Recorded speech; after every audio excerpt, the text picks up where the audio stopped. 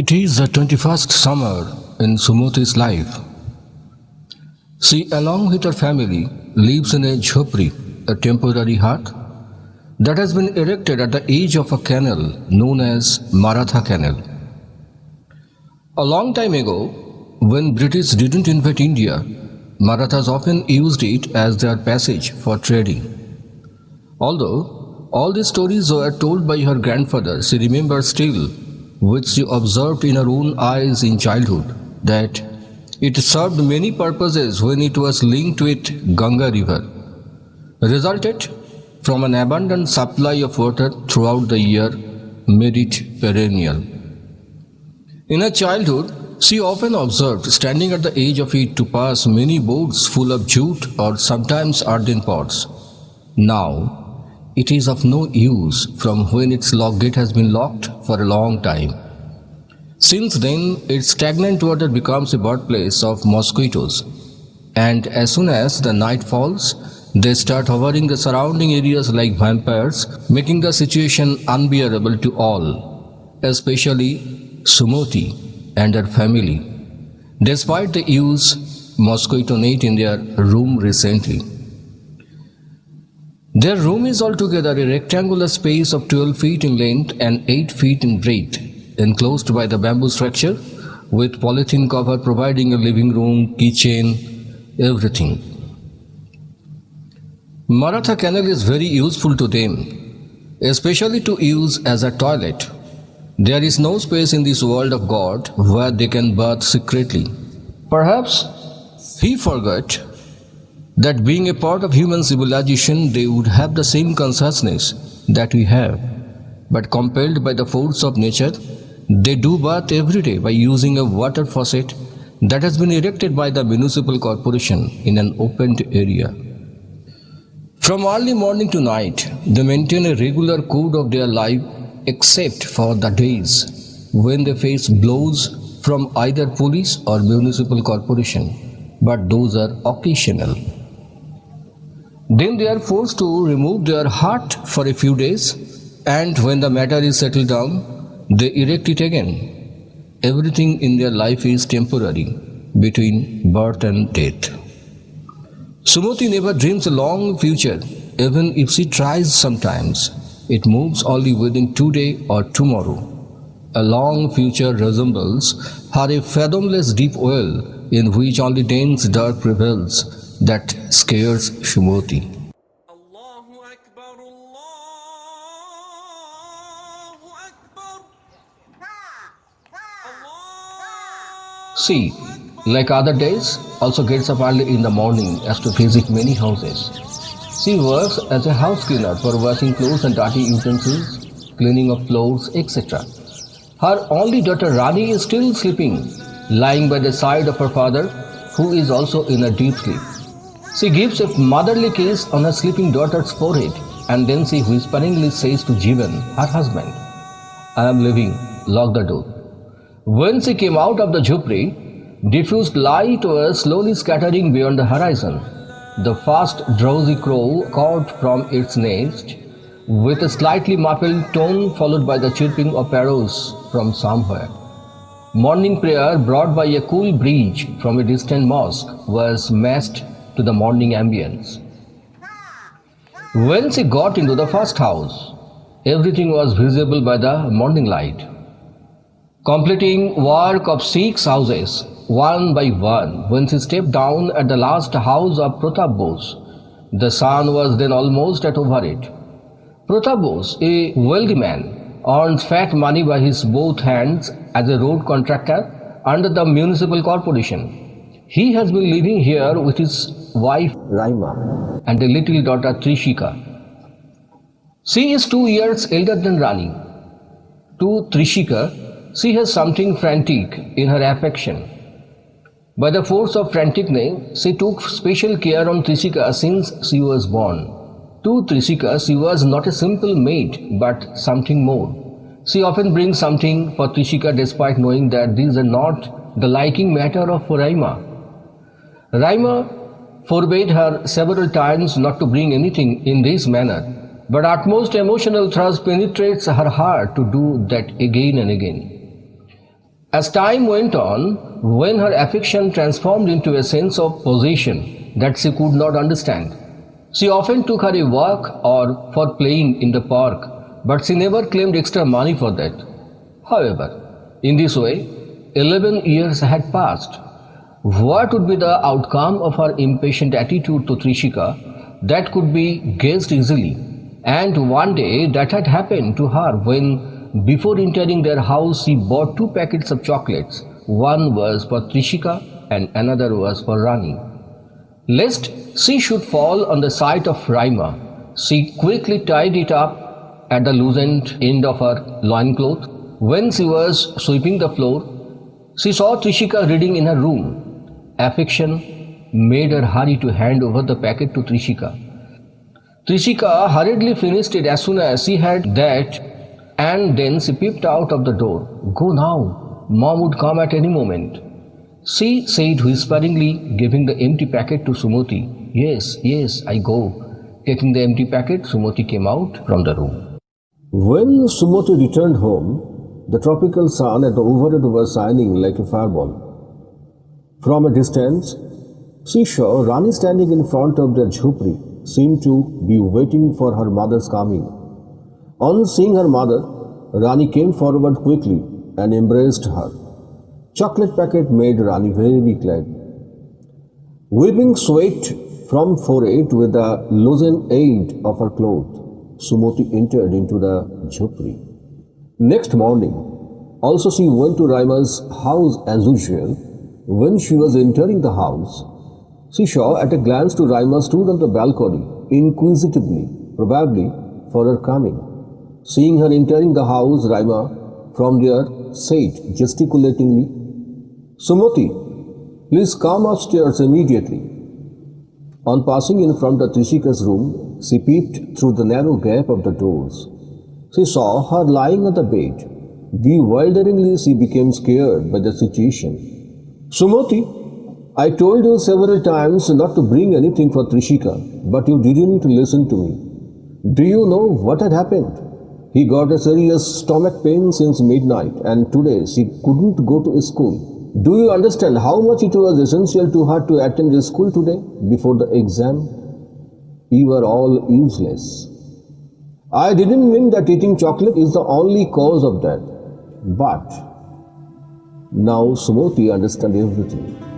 At first, she was little confused, then scared, and lastly grieved. She said, "No, Bodhi, I will never do that mistake again in future. I am sorry." Her eyes became obscured by the unrestrained flow of tears. She continued with choked voice, "From now, I will never bring anything for her. I never want that for my fault," she suffers. She silently came out from Raima's room and stood for a while at the stairhead. She thought something for a while and then went to Trishika's room slowly. She was still sleeping. A childish innocence on her sleeping face escalated Sumati's flow of motherly philia to touch her forehead. But she controlled herself by the thought of restrictions that were imposed on her by Raima. She could not understand how simple chocolate could be the cause of her illness, as Rani also ate the same kind of it. She left the room and taking a broom started sweeping the floor. In this world, a strong always hinders a weak, and their path of glory is laid on the foundation of weaker sacrifice. A weak always takes birth to be a machine, to produce a rose bed for strong, and that has been happening since then, when life set off its journey in this planet. This is the law of nature.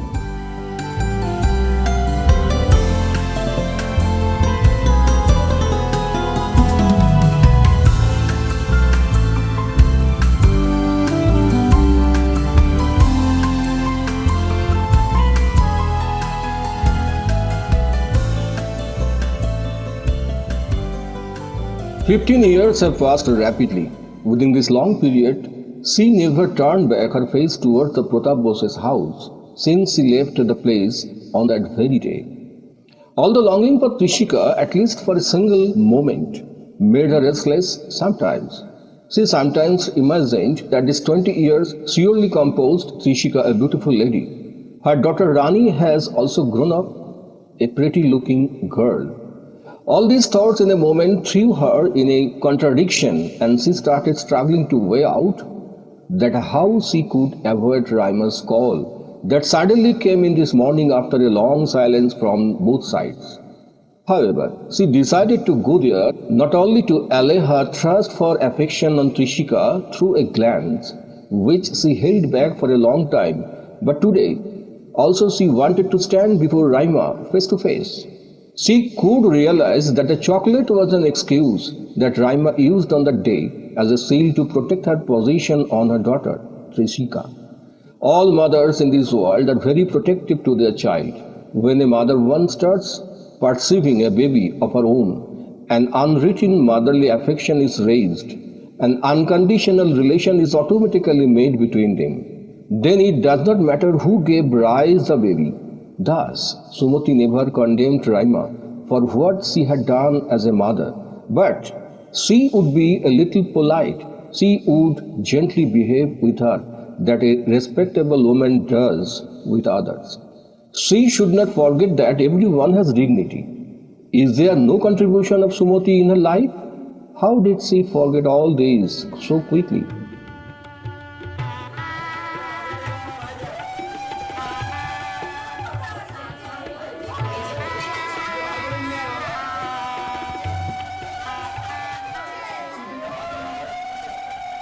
Sumati saw Raima from a little distance, standing at the entrance of their house talking with someone. Sumati was confused by seeing the gathering of many people there, as it seemed to be a sort of ceremony was going on. On seeing her, Raima came forward and with a soft voice said, "Come with me, please." They both entered into a room where Trishika was waiting for rituals in wedding dress surrounded by many friends. She looked very gorgeous. Her forehead was resplendent with sandal paste beautifully, and above that a flower. The crown was fixed to adorn the whole appearance. Trishika once looked at her. She had a fragile beauty of youth. Raima said to her daughter, "Would you recognize her?" She continued, "Sumati, long time ago she worked here. She loved you. She loves you. Would you remember her?" She gazed at her bewilderedly for a moment and then said, "Yes, as far as I can remember, once you gave me chocolate. After that, my stomach pain started. But I am sure that was not happened because of eating chocolate, but because of some other reason that my mom knows very well." Since then you were off. Am I right? Yes, Sumati said whisperingly with a grin in her face. She tried to say, "I forgot all this, and I couldn't understand also that why, after a long time, a woman like me was remembered by you all again, especially on this auspicious day, who is already tagged by the society, a destitute, wretched, uneducated, and also is disentangled for having an invitation in a ceremony." But she could say nothing, only she put off a gold chain from her neck silently, gave it to Trishika. She blessed by touching her forehead. She returned around her face towards the door silently. She couldn't say anything, those were to be said. All words in mind have remained unspeakable. All desire of those that had to be done remain in mind as desires. Only she felt a drop of warm water on her feet that probably fell off from her own eyes unconsciously. When she was almost coming out from their house, Raima called her behind and said, "These are something little for your family. Please take this." Watching on some bowls and dishes with foods, Sumati thought a while and said, "Please, Bodhi, these are not much necessary. You remembered me after a long time. That's enough to me. Please, let me go now." Approaching a little towards the door, she around her face again to Raima and asked, "When they will leave tomorrow, Bodhi?" Raima replied, "I am hoping by 10 o'clock in the morning." Next morning, Sumati reached there before time and saw that the bridegroom both were ready for leaving as rituals were almost finished. They were ready to get into the car. Sumati hid herself against a wall so that nobody could see her. Trishika's forever departure from this place certainly anguished her, but she couldn't shed tears like others. Only she could feel an unknown pain growing somewhere in her mind. She seemed to be a motherly pain that only a mother can feel it. Suddenly, by the thought of a piece of paper changed her mind. Her cheeks became hardened, and she thought, why should she cry? What an important relation they had. It was nothing but a mechanically processed relation through an umbilical cord that she had already torn in past with her own hand. She was of no more use in Trishika's life. Her job had finished with the birth of this baby. Nothing was left in this relationship because she just had allowed her to be sprung up in her womb. Nothing more of it. She was just a surrogate mother, not a real mother. Such relations should not have emotional bondage because she had let out her womb for hire. As when she often observed Raima shedding tears day after day silently for a motherly crisis. Finally, she came to know that there is no chance for Raima to be a mother in future, that her motherly affection melted by the thought of her newborn baby. And then she agreed with their proposal. Thus, that relation led on a written contract bound by the rules that were erected like a barrier between a mother and a child. Despite she knew that sometimes she couldn't control herself, there was a force at the deepest bottom of her heart wouldn't be controlled. It was so obstinate, so powerful, that it crossed easily the barrier made by a legal paper. Stricken by the sudden car's horn, Sumati regained her consciousness and she saw the car started moving towards the gate. Women were making sound, a ritual practice, by moving their tongues in mouth. The car came out of the gate and slowly went out of the sight, leaving some whirling dust over the black metalled road.